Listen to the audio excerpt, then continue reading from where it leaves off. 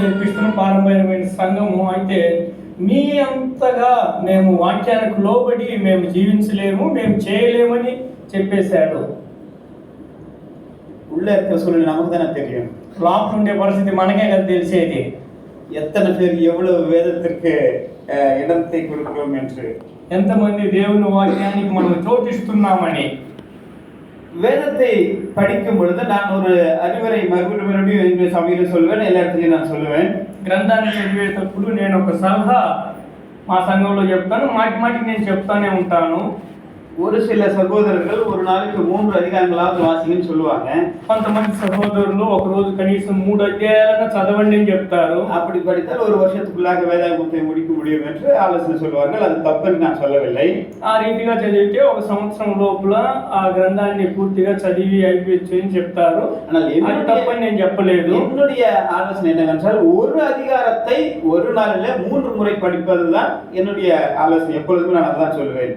ఒక అధ్యాయం ఒక రోజుకి 3 సార్లు అదే అధ్యాయం 3 సార్లు చదవండి, అదే నా యొక్క ఆలోచనగా నేను చెప్తాను. லேட்டா படிக்கிறதுல ஆண்டவர் அதாவது శిక్షిக்க పోறதில்ல. మనము చాలా లేటుగా దినాలు గడిచి చదివే దాని వలన దేవుడు మనం శిక్షించబోయేది లేదు. எவ்வளவு ஆழமாக வாசிக்கிறோம், எனக்கு நான் கற்றுக்கொண்டதுதான். முதல் முறை படிக்கும் பொழுது அவ்வளவு புரியாது. ఎంత లోతుగా చదువుతున్నాం అనేదే ముఖ్యము. నేను అర్థం చేసుకుంది అదే. முதல் முறை படிக்கும் பொழுது கொஞ்சம் புரியும், మొదటిసారి చదివేటప్పుడు కొంచెం అర్థం అవుతుంది. இரண்டாவது முறை அதே அதிகாரத்தை மறுபடியும் உடனே படிக்கும் பொழுது இன்னும் கொஞ்சம் புரியும். అదే అధ్యాయాన్ని మరలా ఇంకోసారి అప్పుడే చదివేటప్పుడు ఇంకా కొంచెం బాగా అర్థం అవుతుంది. அப்போ மூன்றாவது முறை படிக்கும் பொழுது எனக்கு புதுசாவே இருக்கும், அப்போ இன்னும் கொஞ்சம் புரிய ஆரம்பிக்கும். మూడోసారి చదివేటప్పుడు అప్పుడు కొత్తగానే ఉంటది, ఇంకా బాగా అర్థం అవుతుంది. செய்தால் நல்லது என்று சொல்றேன். கண்டிப்பாக இது நான் யாருக்கும் வற்புறுத்தி சொல்லவில்லை. செய்தால் அது பிரயோஜனமாக இருக்கும். ఈ రీతిగా చేస్తే బాగుంటదని చెప్తాను, ఈ రీతిగానే చేయాలని నేను ఎవరిని ఒత్తిడి చేసి చెప్పడం లేదు. ஒரு వచనத்தை எடுத்தால் அந்த వచనத்தினுடைய முன்னாடி என்ன இருக்குது, பின்னாடி என்ன இருக்குது, அது என்ன சொல்ல வருகிறது என்பதை முழுவதுமாக நாம் புரிந்து கொள்ள வேண்டும். ఒక వచనాన్ని తీసుకున్నామంటే ఆ వచనం దానికి ముందు భాగము వెనక భాగము ఏ సంగతి గురించి చెప్పని వస్తుందని మొత్తంగా తెలుసుకోవాలి. சும்மா கேலண்டர்ல படிக்கிற மாதிரி ஒரு வசனத்தை ஒரு பாட்டு ஒரு வாக்குத்தத்தமாக எடுத்து படித்தால் அது எந்த நிலைமையிலும் நமக்கு பிரயோஜனமாக இருக்காது. క్యాలెండర్ లో చదివినట్లుగా ఒక వచనంలో ఒక వాగ్దానం మాట మాత్రమే చదువుకొని ఆ రీతిగా లేదా ఏ పరిస్థితిలో మనకు అది ప్రయోజనంగా ఉండదు. கேலண்டர் படிக்கிறது தப்புன்னு நான் சொல்லல, அது படிக்க தப்பு இல்லை. இருந்தாலும் அது மாத்திரம்தான் நம்முடைய ஆவிக்குரிய வாழ்க்கைக்கு போதுமானது என்றால் கண்டிப்பாக இல்லை. క్యాలెండర్ చదివే తప్పని నేను చెప్పలేదు, చదవండి. కానీ ఆత్మీయ జీవితానికి అది మాత్రం సరిపోదంటే అది సరిపోదు. ஒரு వచనத்தை எடுத்துட்டு நான் இப்போ அதை எப்படி వచనத்தை புரிஞ்சுக்கணும் என்பதற்காக நான் காண்பிக்கிறேன். ఒక వచనాన్ని తీసుకొని అది వచనాన్ని ఏ రీతిగా అర్థం చేసుకోవాలని నేను చెప్పబోతున్నాను. ஷேஜு வர்கீஸ் அவர்கள் மிகவும் ஆழமான காரியங்களை கற்றுக் கொடுக்கிறார். இந்த இடத்துல இதை சொன்னா நீங்க நினைக்கலாம் உனக்கு என்ன தெரியுன்ற மாதிரி கூட நீங்க நினைக்கலாம். இருந்தாலும் பரிசுத்த ஆவியானவர் சொல்லும் பொழுது அதை சொல்ல வேண்டிய பொறுப்பு எனக்கு இருக்கிறது. సైజు గారు చాలా దీర్ఘంగా లోతుగా వాక్యం బోధిస్తుంటున్నాడు. ఆ పరిస్థితులు నేను చెప్తే నీకేం తెలుసురా అనుకోవచ్చు, కానీ పరిశుద్ధాత్మ దేవుడు దాన్ని చెప్పమన్నప్పుడు నేను చెప్పేది నా యొక్క బాధ్యతగా ఉంటున్నది. எபிரேயர் 13வது அதிகாரம், ఎబ్రీయులకు రాసిన పత్రిక 13వ అధ్యాయం 5வது వచనத்தை మాత్రం వాసిக்கலாம். 5వ వచనం మాత్రమే చదువుకుందాము. ధనాపేక్ష లేని వారై మీకు కలిగిన వాటితో తృప్తి పొంది ఉండుడి. నిన్ను ఏమాత్రము విడువను, నిన్ను ఎన్నడను ఎడబాయను అని ఆయనే చెప్పిన కదా. இந்த ஒரு இப்போ நம்ம வாசிச்சது ஒரு முழு வசனத்தை வாசித்திருக்கிறோம். ఇప్పుడు మనం చదివింది ఒక పూర్తి ఒక వచనాన్ని చదివాము. இதுல சில வீடுகளில் வசனத்தை எழுதி வைப்பாங்களா, இதுல பாதி பாட்டு நம்ம பார்க்க முடியும். కొన్ని ఇళ్లలో వచనాలు పటాలుగా రాసి ఉంటారు కదా, దాంట్లో ఈ వచనంలో ఒక భాగమును మనం చూడగలము. அந்த பகுதி என்ன, பிற்பகுதி. దాన్ని ఆ భాగం ఏంటి, దాని వెనకటి భాగము. நான் உன்னை விட்டு விலகுவதுமில்லை, உன்னை கைவிடுவதுமில்லை என்று அவர் சொல்லி இருக்கிறாரே. నిన్ను ఏ మాత్రము విడువను, నిన్ను ఎడబాయనని ఆయనే చెప్పింది కదా. இது நல்ல ஒரு வாக்குத்தத்தமான வார்த்தை தான். ఇది మంచి వాగ్దానంతో కూడిన ఒక మాటే. யோசுவாவோடு கூட ஆண்டவர் சொன்னதான வார்த்தையை இந்த எழுத்தாளர் நினைவுபடுத்துகிறார். యెహోషువతో దేవుడు చెప్పిన మాట ఈ యొక్క గ్రంథకర్త ఇక్కడ దాన్ని చెప్పి చూపిస్తుంటున్నాడు. நான் உன்னை விட்டு விலகுவதுமில்லை, உன்னை கைவிடுவதுமில்லை என்பது மிக மிக பிரயோஜனமானது, நம்மை உற்சாகப்படுத்தக்கூடிய ஒரு லைனாக இருக்கிறது. నిన్ను విడువను నిన్ను ఎడబాయని అని చెప్పేది మనల్ని ఎంతో ప్రోత్సాహపరిచే ఒక మాటగా వాగ్దానంగా ఉంటుంది. நான் என்று ஆண்டவர் இங்கே சொல்லுகிறார். నేను అని ఇక్కడ ప్రభు చెప్తుంటున్నాడు. அப்ப நான் என்பது அடுத்த பகுதியில் வருகிறது என்றால் முற்பகுதியில் என்ன வருகிறது? నేను అంటే దాని ముందు భాగంలో ఏం వస్తుంటున్నది? 5வது வசனத்திய துவக்கத்தில் தமிழ் இப்படி வாசிக்கிறோம், நீங்கள் என்று வாசிக்கிறோம். 5వ వచనంలో తెలుగు మీకు కలిగిన వాటి తెలుగులో మనకు కొంచెం ధనాపేక్ష లేని వారై మీకు అని రాయబడి ఉంటున్నది. அப்போ நீங்கள் செய்ய வேண்டியதை நீங்கள் சரியாக செய்தால், మీరు చేయవలసింది మీరు సరిగ్గా చేస్తే, நான் உன்னை விட்டு விலகுவதில்லை, உன்னை கைவிடுவதுமில்லை, నేను నిన్ను విడువను నిన్ను ఎడబాయను. அப்போ இந்த செகண்ட் பார்ட் மாத்திரம் போதும் என்று ஒரு விசுவாச வாழ்க்கையில வாழணும் என்றால் அது கஷ்டமான ஒரு சூழ்நிலை தான். వెనకటి భాగం మాత్రం నాకు చాలు అని ఒక విశ్వాస జీవితంలో జీవిస్తే అది చాలా కష్టమైన పరిస్థితి. முன்னாடி சொல்லி இருக்கிறது நான் கடைபிடிக்க வேண்டும், நிறைவேற்ற வேண்டும். ముందు చెప్పబడింది నేను వినాలి, దాన్ని అవలంబించాలి. அது என்னவென்றால், అదేమిటంటే நீங்கள் பண ஆசை இல்லாதவர்களாய் நடந்து, మీరు ధనాపేక్ష లేని వారై. பண ஆசை யாருக்கு தான் இல்லாம இருக்குது? ధనాపేక్ష ఎవరికి లేకుండా ఉంది. அதனால தானே காலையில் எந்திரிச்சா அலாரம் வச்சு எந்திரிக்கிறோம், கடற்கரை எல்லாம் ரெடி ஆகிறோம், போறோம் வரோம். இதெல்லாம் எதற்காக செய்கிறோம்? మనము పొద్దున్నే అలారం పెట్టుకొని లేస్తుంటున్నాము, తొందరగా తయారవుతున్నాం, వెళ్తున్నాం. దేనికోసం చేస్తున్నాం? எல்லாமே நம்முடைய பண ஆசை என்று மாத்திரமல்ல, பண தேவைக்காக நாம் செய்யக்கூடியவர்களாக இருக்கிறோம். ధనాపేక్ష మాత్రం కాదు, మన ధన అవసరతల కోసం దాన్ని చేస్తున్నాం. அது அந்த தேவையோடு கூட நிறுத்துறதில்ல, அது ஆசையாகவும் மாறுகிறது. అది అవసరతతో నిలబడేది లేదు, మనకు అది ఒక ఆశగా మారిపోతుంది. அதனாலதான் இங்க இந்த எழுத்தாளர் இப்படியாக சொல்லுகிறார். కాబట్టి గ్రంథకర్త ఈ రీతిగా చెప్తుంటున్నాడు, நீங்கள் பண ஆசை இல்லாதவர்களாய் நடந்து, మీకు ధనాపేక్ష లేని వారై నడుచుకొనుడి. அப்போ இந்த வசனம் சொல்ல வருகிறதான கருத்து என்னவென்றால், ఈ వచనము చెప్పబడే అంశం ఏంటంటే, நீங்க இந்த உலகத்துல உங்களுக்கானதை பார்த்துக்கணும்னு நினைக்கிற எண்ணத்தோடு கூடவே நீங்க இருந்துடாதீங்க. మీకు కావాల్సిన వాటిని గురించి ఆలోచిస్తూనే లోకంలో ఉండిపోవద్దు. நான் உங்க கூட இருக்கிறேன் என்பதை அறிந்து கொண்டால், నేను మీతో ఉన్నారని మీరు తెలుసుకున్నట్లయితే, நீங்க என்ன செய்யணும்னா அந்த ஆசை இல்லாதவர்களாக இருக்கணும். మీరు అది తెలుసుకున్నప్పుడు ఆశ లేని వారుగా మీరు ఉండాలి. நான் உங்க கூட இருப்பேன் என்றால், నేను మీతో ఉంటానంటే, இப்போ என் மகன் என் கூட வர்றாங்க, నా కుమారుడు నాతో వస్తున్నాడు, ஒரு ஹோட்டலுக்கு மத்தியானம் சாப்பாடுக்கு போறோம், మధ్యాహ్నం ఒక హోటల్లో అన్నంకి భోజనానికి వెళ్తున్నాం. என் பையன் காசு இல்லையே காசுன்னு கவலைப்பட்டு இருப்பானா? నా కుమారుడు డబ్బులు లేవు అని బాధపడతా ఉంటాడా? ஏன் யார் கூட வந்திருக்கிறான்? ఎవరితో వచ్చున్నాడు? என் கூட வந்திருக்கும் போது அவனுக்கு அந்த கவலையே இல்லை. నాతో వచ్చాడు కాబట్టి అతనికి ఆ దిగులు లేదు. என்ன கேட்கறதே இல்லை, என்ன வேணுமோ அதை ஆர்டர் பண்ணி என்ன வேணுமோ அதை సంతోషంగా సాப்பிடுவாங்க. నన్ను అడిగేది లేదు, ఏ కావాలనో అది ఆర్డర్ చేసుకొని సంతోషంగా తింటాడు. కారణం என்ன? కారణం ఏమిటి? நான் கூடவே இருக்கேன், నేను వెంబడి కూడా ఉంటున్నాను. அதுவே நான் இல்லாத நேரத்துல போனேன் என்றால், అదే నేను లేనప్పుడు వెళ్తే கணக்கு பார்த்து ఆ లెక్కలు చూసి அந்த மெனு கார்டுல ரேட் பார்த்து, ఆ మెనూ కార్డ్ లో రేట్ ప్రైస్ లిస్ట్ చూసి, பாக்கெட்ல இருக்கிற பணத்தை பார்த்து, జోబులో ఉన్న డబ్బులు చూసుకొని, காலையில நினைக்கிற அப்படி சொல்லிட்டு இருந்தா யாருக்கோ 100 ரூபாய் எழுதிட்டு அப்புறம் பஸ்ல பார்த்தா 10 ரூபாய் தான் இருந்துச்சு பாவம். ఎవరికో 100 రూపాయలు డొనేషన్ రాసి పర్సులో చూస్తే 10 రూపాయలే ఉన్నాయంట. இருந்தது செலவு பண்ணத மறந்துட்டேன் தம்பி பாவம். ఉన్న డబ్బులు ఖర్చు చేసి మర్చిపోయాడంట తమ్ముడు. அந்த இருக்கிற 10 ரூபாய் கொடுத்துட்டு வந்துட்டேன்னு சொல்லி சொன்னாங்க. ఆ పొన్న 10 రూపాయలు నేను ఇచ్చి వచ్చానని చెప్పాడు. அப்போ ஒருவேளை அவங்க அப்பா கூட இருந்திருந்தா, ఒకవేళ వాళ్ళ నాయనతో ఉండుంటే உடனே கேட்டு வாங்கி அதை செய்வான், వెంబడే అడిగి తీసి ఇచ్చిదని చేస్తాడు. அப்போ இங்க என்ன வாசிக்கிறோம் என்றால், కాబట్టి ఇక్కడ మనం ఏం చదువుతున్నామంటే, நீங்க உங்களுக்கு சொந்தமா இல்லாமல் இருந்துட்டீங்கன்னா, మీరు మీకోసం అనేది లేకుండా ఉన్నట్లయితే நான் கூட இருந்து உங்களை பார்த்துக்குவேன். నేను మీ వెంబడి ఉండి నేను చూసుకుంటాను. பண ஆசை என்பது ஒரு விசுவாச வாழ்க்கையில எல்லா தீமைக்கும் வேறு என்று தீமோத்தேயு நிருபத்துல பவுல் சொல்கிறார். తిమోతి పత్రికలో పౌలు గారు ధనాపేక్ష సమస్త కీడులకు మూలమని చెప్తున్నాడు. இந்த எழுத்தாளர் இங்கே என்ன சொல்றாரு? நீங்கள் பண ஆசை இல்லாதவர்களாய் நடந்து. ఈ గ్రంథకర్త ఈ రచయిత ఇక్కడ ఏం చెప్తున్నాడు? ధనాపేక్ష లేని వారై మీరు ఉండండి అంటున్నాడు. நீதிமொழிகள் 30வது அதிகாரத்துல அங்க என்ன வாசிக்கிறோம்? 2 மனுக்களை கர்த்தரிடத்தில் நான் கேட்கிறேன் என்று சொல்கிறார். సామెతల గ్రంథంలో 30 అధ్యాయంలో నేను 2 విన్నపములు దేవుని దగ్గర అడుగుతున్నానని చెప్తున్నాడు. அதுல ஒண்ணு எனக்கு ஆனது அதாவது அதிகமா எனக்கு கொடுக்க வேண்டாம்னு சொல்றாரு.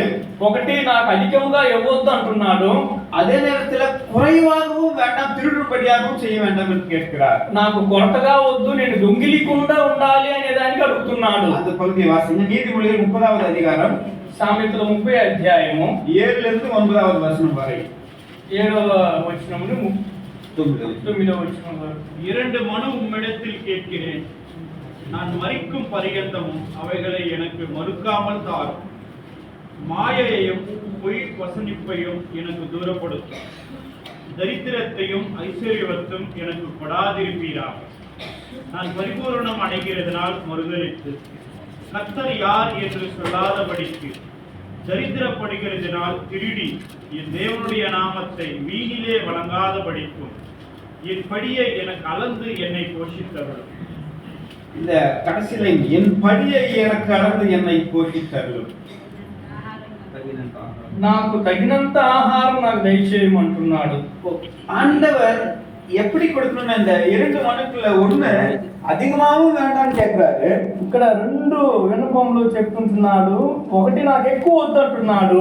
அதே நேரத்துல குறைவு வர்றதுனால திருடி உம்முடைய நாமத்தை வீணிலே வழங்காதபடிக்கு அதுவும் வேண்டாம் என்று சொல்கிறார். నాకు పేదరికం లేకపోతే తక్కువ కాకుండా నేను దొంగిలికుండా ఉండాలి అనేది చెప్తుంటున్నాడు. இந்த மனுக்கள் எதுவரையில அவருக்கு வேணும்னு சொல்லி கேட்கிறாரு.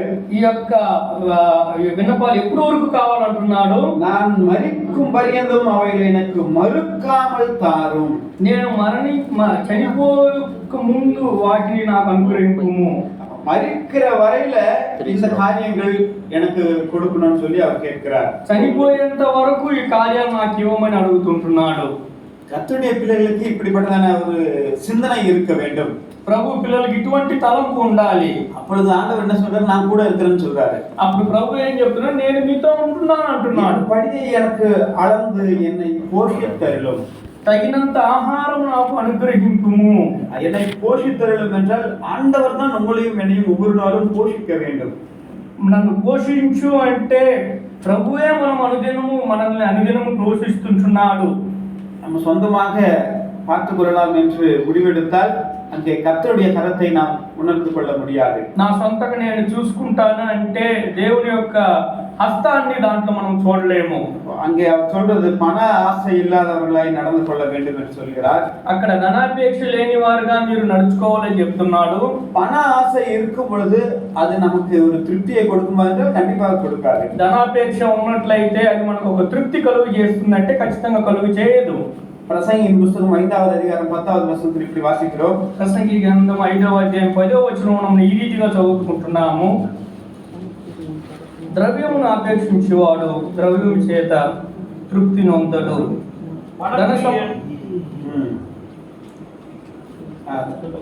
ధన సమృద్ధి ఆపేక్షించేవాడు దాని చేత తృప్తి నొందడు. ఇదియు వ్యర్థమే. பணப்பிரியன் பணத்தினால் திருப்தி அடைவதில்லை, செல்வப்பிரியன் செல்வ பெருக்கினால் திருப்தி அடைவதில்லை, இதுவும் மாயை. பணப்பிரியன் பணத்தினால திருப்தி அடைவார்களா என்றால் இல்லை. ధన సమృద్ధిని ఆపేక్షించేవాడు దాని చేత తృప్తితో పొందుతున్నాడంటే లేదు. செல்வத்தை பெருக்க வேண்டும் என்கிறது அவர்களுக்கும் அது திருப்தி இல்லை. ఆ యొక్క ద్రవ్యము ఆపేక్షించేవాడు దాని చేత తృప్తి పొందట్లేదు. இதுவும் மாயையே, ఇది వ్యర్థమే. நீங்களும் நானும் மிக எச்சரிக்கையோடு கூட இருக்க வேண்டியது அவசியமாக இருக்கிறது. ప్రియమైన వారలారా, నీవు నేను కూడా చాలా జాగ్రత్తగా హెచ్చరికగా ఉండవలసింది అవసరమై ఉంటుంది. முதலாவது பண ஆசை இல்லாதவர்களாய் இருக்கும் பொழுது கர்த்தர் உன்னை விட்டு விலகுவதும் இல்லை, உன்னை கைவிடுவதும் இல்லை என்று சொல்கிறார். ధనాపేక్ష లేని వారై ఉన్న ఎడల దేవుడు మిమ్మల్ని విడువడు ఎడబాయడని చెప్తున్నాడు. அடுத்ததாக உங்களுக்கு இருக்கிறவைகள் போதும் என்று எண்ணுங்கள். కలిగిన వాటితో తృప్తి పొంది ఉండుడి. இது ரொம்ப கஷ்டம்தான். ఇది చాలా కష్టమే. இது மெட்ரோபாலிட்டன் சிட்டில இருக்கிறவங்களுக்கு இன்னும் கஷ்டம். ఇది మెట్రోపాలిటన్ సిటీలో ఉండే వాళ్ళకి చాలా కష్టం. இருக்கிறது போதும் என்கிற எண்ணம் நமக்கு வரணும்னா ஆண்டவர் கூட இருந்து அவர் நடத்துவதற்கு நம்மை ஒப்பு கொடுத்தால் மாத்திரம்தான் அந்த சிந்தனை வரும். కలిగిన వాటితో మనకు చాలని తృప్తి పొందాలి అంటే ప్రభువు మనతో ఉండి మనం నడిపిస్తే మాత్రమే ఆ తృప్తి కలుగుతుంది. நேற்றைக்கு முந்தினத்தை வரும்போது நான் என் பையன்கிட்ட சொன்னேன், மவுண்ட் ரோட்ல வரும்பொழுது இந்த ரோடெல்லாம் நான் சைக்கிள்ல எவ்வளவு தூரம் சைக்கிள்ல சுத்தினேன். இன்னைக்கு எப்படி சுத்துறோம்? கார்ல வரோம். அப்போ வரும்பொழுது அந்த ஞாபகப்படுத்திட்டு இவ்வளவு தூரம் இங்கெல்லாம் டெய்லி காலையில வந்து சாயந்தரம் வரையில சைக்கிள் ஓட்டி நம்ம போனோம். ஆனால் இப்போ லெவல் மாறும் பொழுது அதை விட இன்னும் போகணுன்ற ஆசையை மாத்திரம் நமக்கு ఏదో ఒక సబ్ కాన్షియస్ మైండ్ లో வரக்கூடியதாக இருக்கிறது. నేను నా కుమారుడితో మౌంట్ రోడ్లో వెళ్ళేటప్పుడు నేను పనిచేసేటప్పుడు ఈ యొక్క రోడ్లో సైకిల్లో ఉదయం నుండి సాయంత్రం వరకు వెళ్ళి వచ్చాను. దేవుడు ఈరోజు మనల్ని ఆశీర్వదించి కారులో పోతున్నాం, కానీ మన యొక్క అంతరంగంలో ఇంకా ఎక్కువగా ఉండాలనేది కలుగుతుంది అన్నాను. இருக்கிறவைகள் போதும் என்று நாம் எண்ண வேண்டும். కలిగిన వాటితో మనము తృప్తి పొందాలి. அந்த எண்ணம் வருவதற்கு ஆவிக்குரிய வளர்ச்சி என்பது மிக மிக அவசியமாக இருக்கிறது. ఆ యొక్క తలంపు రావాలంటే ఆత్మీయ తలంపు అది చాలా ప్రాముఖ్యంగా ఉంటుంది. இயேசு கிறிஸ்துவானவரும் இந்த பண தேவைகளை குறித்து மலை பிரசங்கத்தில் சொல்லும் பொழுது சொன்னார், உங்களுக்கு என்ன எப்ப தேவையோ நான் கொடுக்கிறேன்னு சொல்லி அவர் சொல்லிட்டாரு. యేసుక్రీస్తు వారు కూడా కొండ ప్రసంగంలో చెప్పేటప్పుడు మీకు ఏది ఎప్పుడు అవసరమో నేను ఇస్తానని చెప్పాడు. அவருடைய அந்த ஜெபத்துல கற்றுக்கொள்ளும் பொழுது அன்றன்றுள்ள அப்பத்தை எங்களுக்கு தாருன்னு கேட்க சொல்லி தான் சொன்னாரு. యేసుక్రీస్తు వారు ఆ పరలోక ప్రార్థనలు చెప్పించేటప్పుడు ఆ దినముకు కావలసిన ఆహారం ఆ దినముకు ఇవ్వమనే అడిగాడు. அடுத்த வருஷத்திற்கானது இப்ப கேட்கணும்னு சொல்லல. వచ్చే సంవత్సరంకు కావాల్సింది ఇప్పుడు కావాలని అడగమని చెప్పలేదు. நம்மளாவது மாசத்துக்கு ஏதோ தேவையானதெல்லாம் வாங்கி வச்சுக்கிறோம். మనం నెలకు కావాల్సినవన్నీ ఒకసారి కొని పెట్టుకుంటున్నాము. நான் இங்க இயேசு கிறிஸ்துவானவர் சொல்லி கொடுத்தது டெய்லி பிரெட் ஆண்டவரிடத்திலிருந்து பெற்றுக்கொள்ள வேண்டும். అయితే యేసుక్రీస్తు వారు చెప్పింది ఆ దినముకు అనుదినముకు కావాల్సింది మనకు కావాలని అడగాలి. அதுதான் இருக்கிறவைகள் போதும் என்று எண்ணக்கூடிய ஒரு சிந்தனையாக இருக்கிறது. అదే కలిగిన వాటితో తృప్తి పొందే ఒక తలంపుగా ఉంటుంది. அந்த ரெண்டு வார்த்தை நம்ம நிறைவேற்ற வேண்டியது, ஒன்று நீங்கள் பண ஆசை இல்லாதவர்களா இருங்க. ఈ రెండు మాటలు మనసులో ఉంచుకోవాలి. ఒకటి, మీరు ధనాపేక్ష లేని వారై ఉండాలి. நான் உன்னை விட்டு விலகுவதில்லை, உன்னை கைவிடுவதும் இல்லை. నేను నిన్ను విడువను, నిన్ను ఎడబాయను. இதுல இந்த ஒரு வசனத்தை எடுத்து அதுல பாதியை நமக்கு சாதகமா எடுத்துட்டு மீதி பாதியை விட்டுட கூடாது. మనం ఆ వచనంలో సగం మనం తీసుకొని మనకు బాగా తృప్తి కలిగే లేకపోతే సంతోషకరిచే దాన్ని తీసుకొని మిగతా వదిలిపెట్టకూడదు. வசனத்தை முழுவதுமாக படிக்கணும், சரியாக புரிந்து கொள்ள வேண்டும். వచనాన్ని పూర్తిగా చదవాలి, సరిగా అర్థం చేసుకోవాలి. இது ஒரு பாட்டு. இதே மாதிரி இன்னொரு பகுதியும் தவறாக புரிந்து கொள்ளக்கூடிய ஒரு பகுதி இருக்குது, அதையும் சொல்லிட்டு நான் முடிக்கிறேன். ఇది ఒక భాగము. ఇదే రీతిగా తప్పుగా అర్థం చేసుకుని ఇంకొక భాగం ఉంది, దాన్ని చెప్పి నేను ముగిస్తాను. அதாவது பண தேவைகளுக்காக ஆண்டவரை சார்ந்து இருக்கணும். ஆண்டவரை சாராதபடிக்கு சொந்தமாக நம்ம அதை நாமளே சம்பாதிச்சுக்கின்ற எண்ணம் நமக்கு வரக்கூடாது. ధనం కోసం మనం దేవుణ్ణి ఆధారపడి ఉండాలి. ఆ ధనం కోసం మన స్వయంగా మనము సంపాదించే స్థితిలో మనం ఉండకూడదు. இன்னொரு பகுதி தீமோத்திக்கு எழுதின நிருபம். ఇంకొక భాగము తిమోతికి రాసిన పత్రిక, మొదటి తిమోతికి రాసిన పత్రిక, முதல் திமோத்தி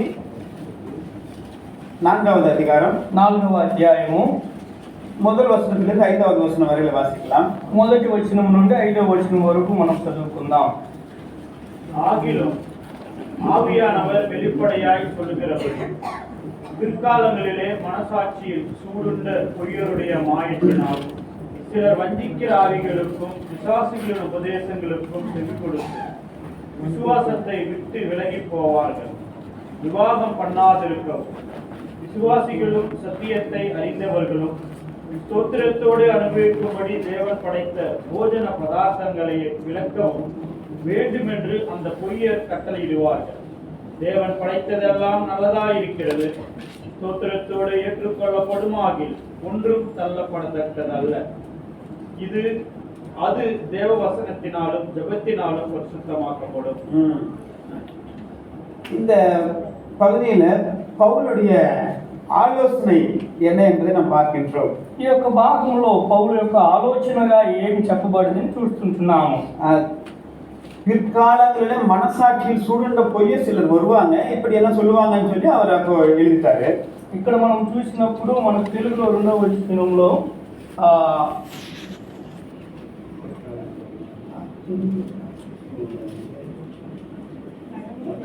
కడవరి దినములలో మనసాక్షి వాత వేయబడిన వారు వస్తారని చూస్తుంటున్నాము.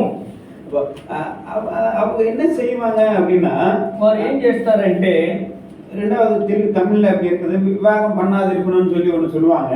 వారు ఇక్కడ మనం చూసినప్పుడు వివాహమును నిషేధించుచు అని చూస్తుంటున్నాము. அடுத்ததாக கர்த்தர் படைத்த போஜன பதார்த்தங்களை விளக்கவும் வேண்டும் என்று அந்த பொய்யர் கட்டளை இடுவார்கள். ప్రభు దేవుడు సృష్టించిన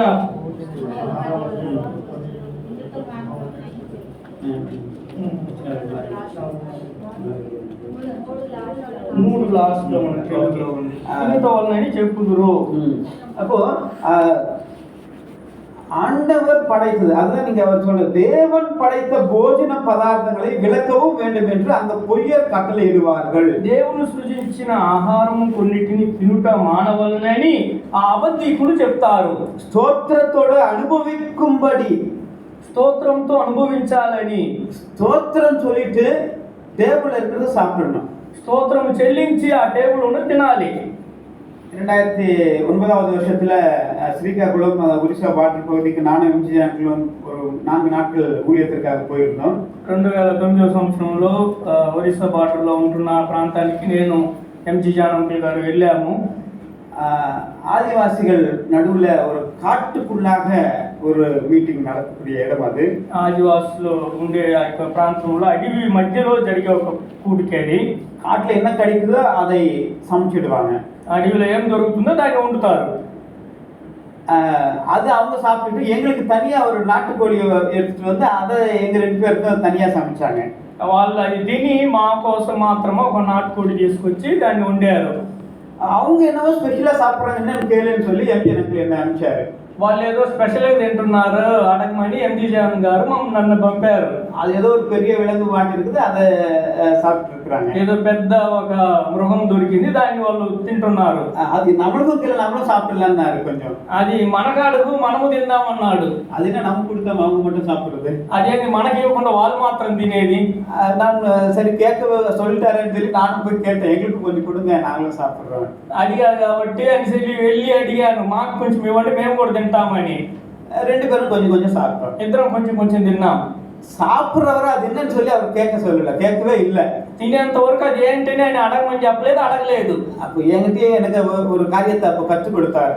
నా దగ్గర అప్పుడు ఒక కార్యము నేర్పించాడు. பல இடங்களுக்கு பல தேசங்களுக்கு அவர் ஊழியத்தில் நிமித்தமாக கடந்து போனவர். కొన్ని దేశాలకి ఆయన సేవ నిమిత్తంగా వెళ్ళిన ఆయన எந்த வீட்டுக்கு போனாலும் அந்த வீட்டுக்காரங்க ஜபத்தோடு கூட எந்த ஆகாரத்தை கொடுக்குறாங்களோ அதை என்னன்னு சொல்லி முதல்ல கேட்கவே கூடாது. వారు ఏ ఇంటికి వెళ్ళినా వాళ్ళు ప్రార్థన పూర్వకంగా వాళ్ళు ఏమి ఇచ్చినా అది ఏం ఆహారం అని అడగనే కూడదు. சாப்பிட்றதுக்கு முன்னாடி கேட்கக்கூடாது, తినక ముందు అడగకూడదు. சாப்பிடணும் முதல்ல ஜபம் பண்ணிட்டு ప్రార్థన చేసి ముందు తినేసేయాలి. ஒருவேளை உனக்கு தெரிஞ்சுக்கணும்னு விருப்பம் இருந்துச்சுன்னா முடிஞ்சதுக்கு అப்புறமா வேணா அவங்கள கேட்டு தெரிஞ்சுக்கோ. ఒకవేళ నీవు అది ఏంటని తెలుసుకోవాలంటే తిన్న తర్వాత చివరిలో అడుగు అది ఏంటని. முன்னாடியே கேட்கக்கூடாது, அதுதான் அவருடைய நல்ல ஆலோசனை.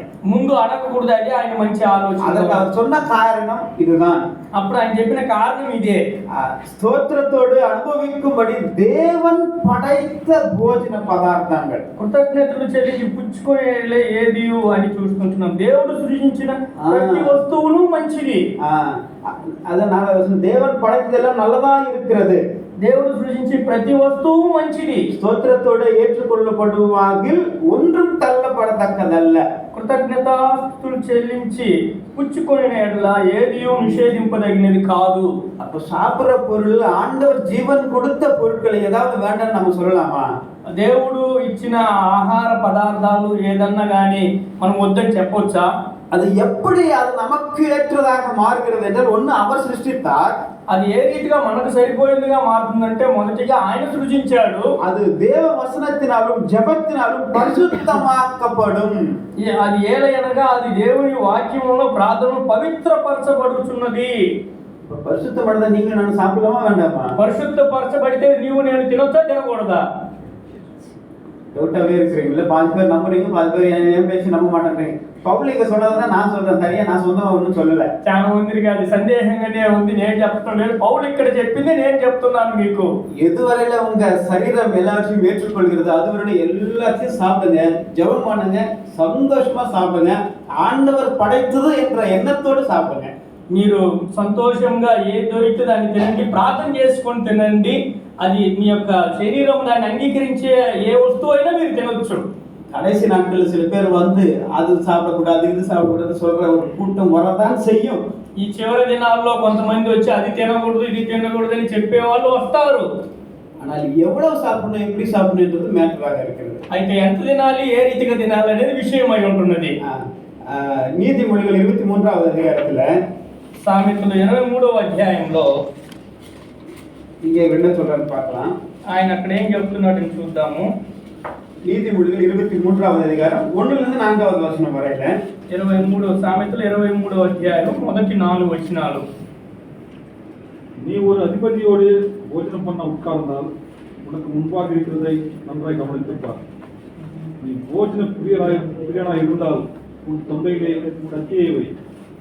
அவனுடைய ருசியுள்ள பதார்த்தங்களை ருச்சியாதே, அவைகள் கள்ள போஜனமாமே. ஐஸ்வரனாக வேண்டுமென்று பிரயாசப்படாதே, சுய புத்தியை சாராதே.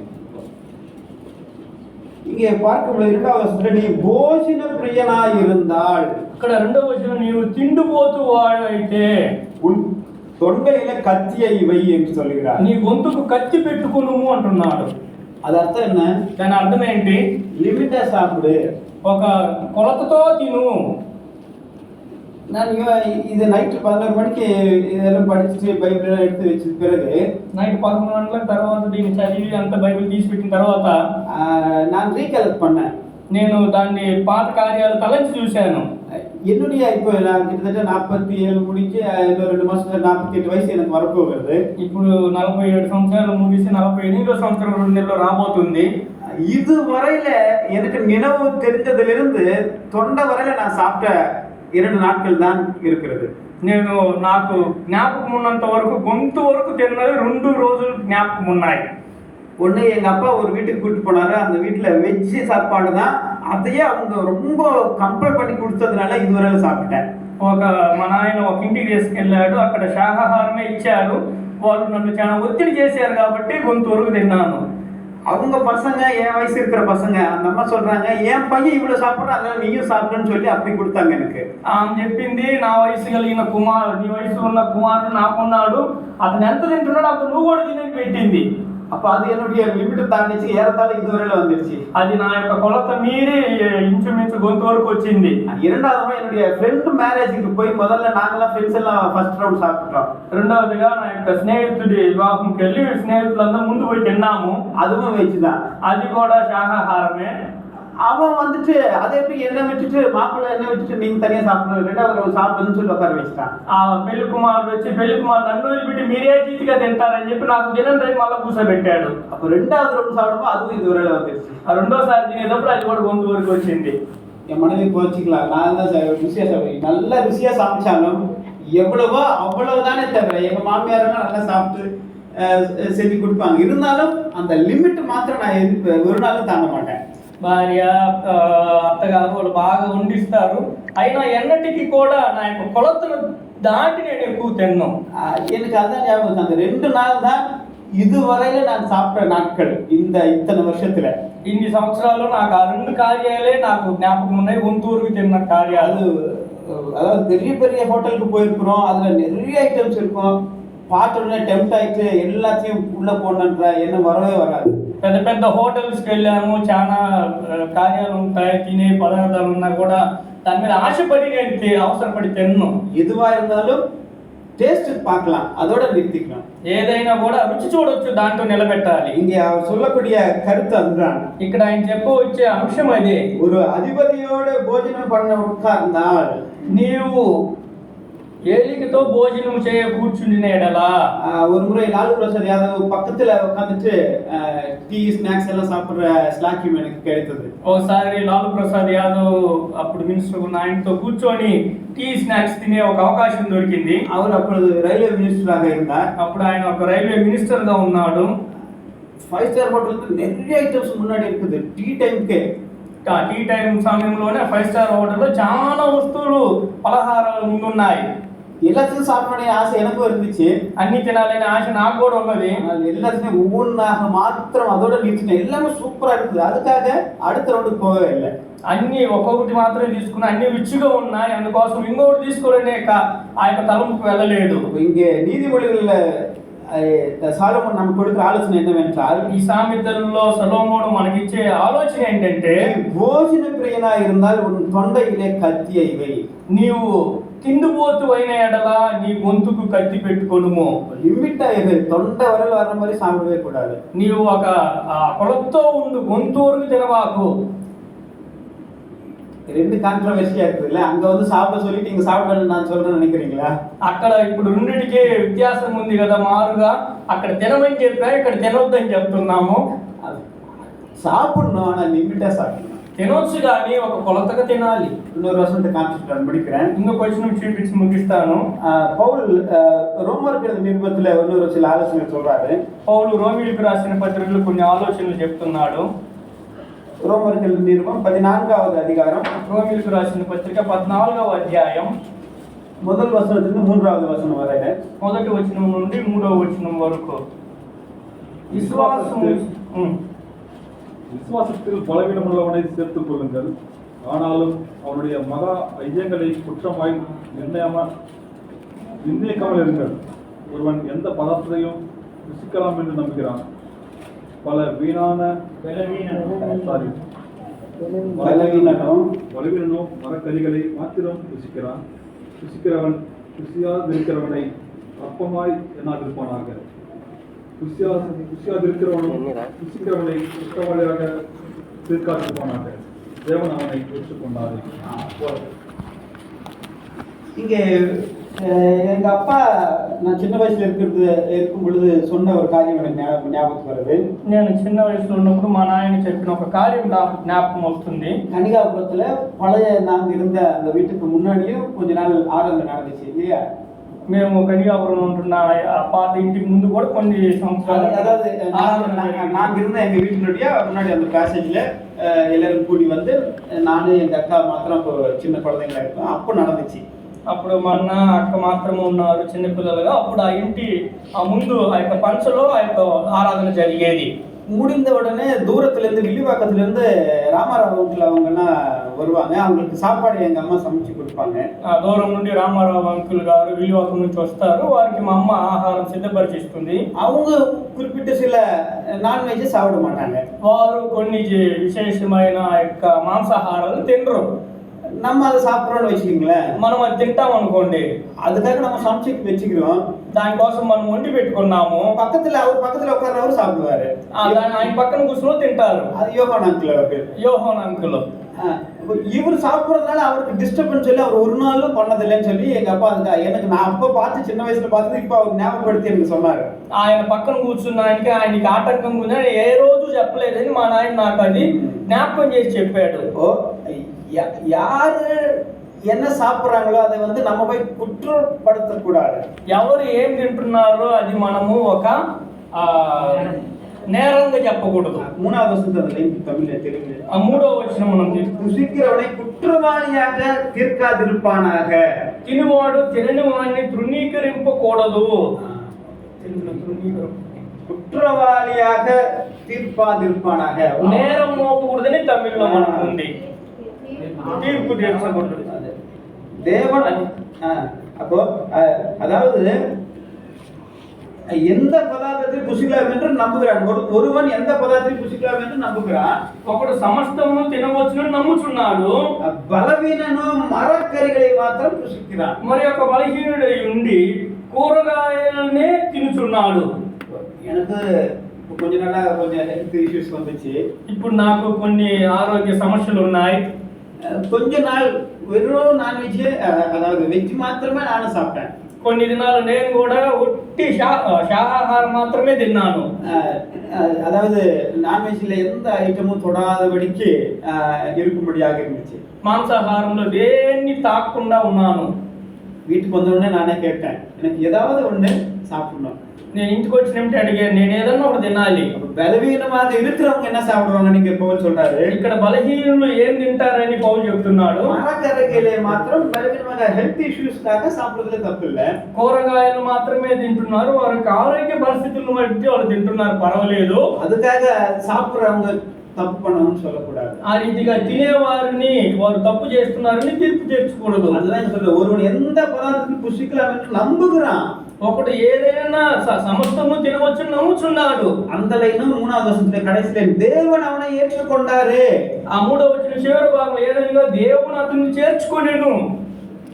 ஆண்டவர் ஏற்றுக்கொள்றவங்கள குற்றவாளின்னு சொல்றதுக்கு உங்களுக்கும் எனக்கும் யார் அதிகாரம் கொடுத்தாங்க? దేవుడు చేర్చుకున్న వాడిని నేరస్తుడని చెప్పడానికి నీకు నాకు ఎవరు అధికారం ఇచ్చారు? யாருக்கு எது பிடிக்குதோ அதை அவங்க சந்தோஷமா ஜபத்தோடு கூட ஸ்தோத்திரத்தோடு கூட சாப்பிடலாம். ఎవరికి ఏది ఇష్టంగా ఉందో వారు సంతోషంగా స్తోత్రం చెల్లించి తినొచ్చు. அதை விட்டுட்டு அவங்கள குற்றவாளியாக நான் சாப்பிடல நீ சாப்பிடாத, சாப்பிட்ட நீ ரொம்ப தப்பு பண்ணிட்ட, அது ஒரு பாவ செயல்ன்ற மாதிரி சொல்லவே கூடாது. నేను తినలేదు కాబట్టి నువ్వు తింటున్నావు అని చెప్పి అతని నేరం మోపి నేరస్తుడుగా ఆయన్ని తీర్చకూడదు. ஒவ்வொருவருக்கும் ஆண்டவர் எதை தீர்மானித்து எதை ஆயத்தப்படுத்தி நம்முடைய உணவுக்காக கொடுக்கிறாரோ அதை சாப்பிடும் பொழுது திமோத்தில வாசிக்கிறவனமாக யாரும் அதை வேண்டாம் இதை வேண்டாம் விளக்கவே கூடாது. దేవుడు ప్రతి వానికి ఏం తినాలని ఆయన సిద్ధపరిచి ఇస్తున్నాడో ఆయన తినేటప్పుడు అది తినకూడదు ఇది తినకూడదు తిమోతి పత్రికలో చెప్పినట్లుగా దాన్ని ఆ రీతిగా చేయకూడదు. இன்னொன்னு ஒரு சின்ன ஆலோசனை மாத்திரம் பவுல் சொல்றாரு, அதே இதே அதிகாரத்துல ரோமர் 14ல రోమిలకు రాసిన 14వ వచనంలో పౌలు 14వ అధ్యాయంలో పౌలు ఒక చిన్న సలహా చెప్తున్నాడు. అదేంటంటే யாரையும் కష్టపడుతున్న மாதிரி நம்ம நடந்து கொள்ளக்கூடாது. ఎవరిని ఇబ్బంది పరిచేటట్టు నడుచుకోకూడదు. 21వ వచనం 21వ వచనంలో మాంసము తినుట కానీ ద్రాక్షారసం త్రాగుట కానీ నీ సహోదరుని అడ్డము కలుగు చేయునని మరేదియు కానీ మానివేయటం మంచిది.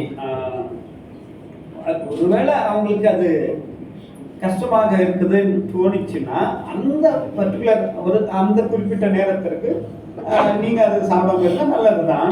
నీ సహోదరుడికి అడ్డముగా లేకపోతే ఇబ్బంది కలుగు చేసేది ఏమన్నా ఉంటే ఆ సమయానికి దాన్ని మానేది మంచిది.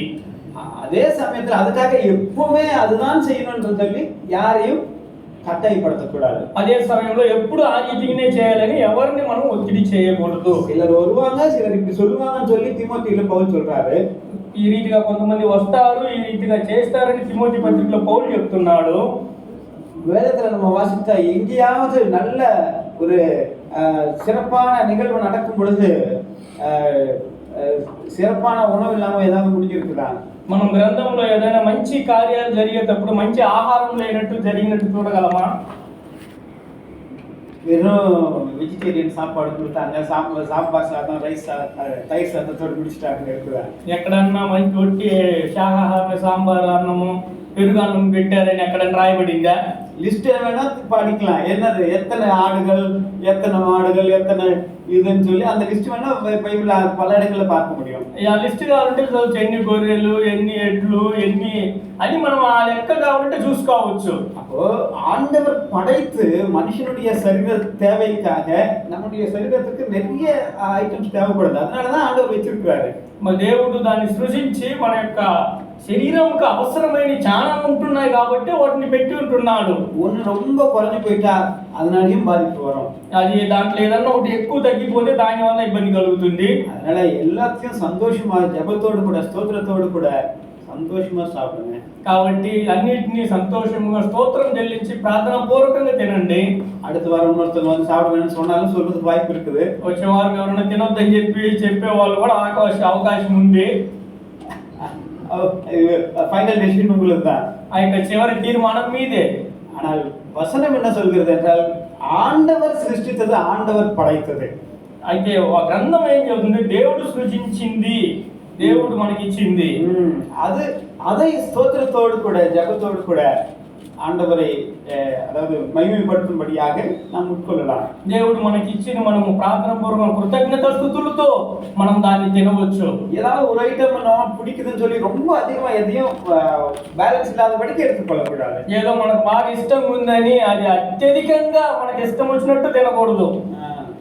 எனக்கெல்லாம் கொழுப்பெல்லாம் சாப்பிடுறது ரொம்ப பிடிக்கும். எங்க மாமனார் அன்னைக்கு கோயம்புத்தூர் வந்து சொல்றாரு, நல்ல டே நானே வாங்கிட்டு வந்து கொடுப்பேன், நல்லா சாப்பிட்டேன், இப்ப பாரு ஒண்ணுமே கை வைக்க முடியாம போயிடுச்சு சொல்லி பரிதாபமா பாக்குறாரு என்ன. నేను బాగా పువ్వు తింటాను. మా మామగారు వచ్చి కోయంబత్తూరుకి వచ్చి అప్పుడు బాగా పువ్వు తిన్నాడు, ఇప్పుడు ఏం తినలేకుండా ఉన్నావే అని చెప్పాడు. இப்பவும் எனக்கு அது பிடிக்கும், ఇప్పుడు కూడా నాకు అది ఇష్టమే. அதனால சாப்பிடலாமா? తను తినొచ్చా?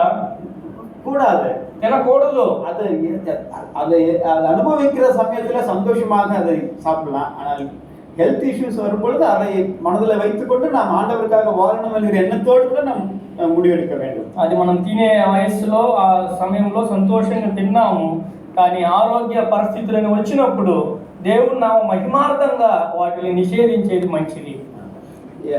ரெண்டு காரியத்தை நான் ஞாபகப்படுத்துறேன். 2 కార్యాలు జ్ఞాపకం చేశాను. நான் உங்களோடு கூட இருப்பேன், உங்களை கைவிடுவது இல்லைன்னு சொல்லி ஆண்டவர் சொல்றாருன்னா எப்ப சொல்லியிருக்கிறாரு, எதற்காக சொல்லியிருக்கிறார்? దేవుడు నిన్ను విడువను ఎడబాయని చెప్పి ఉంటున్నాడు.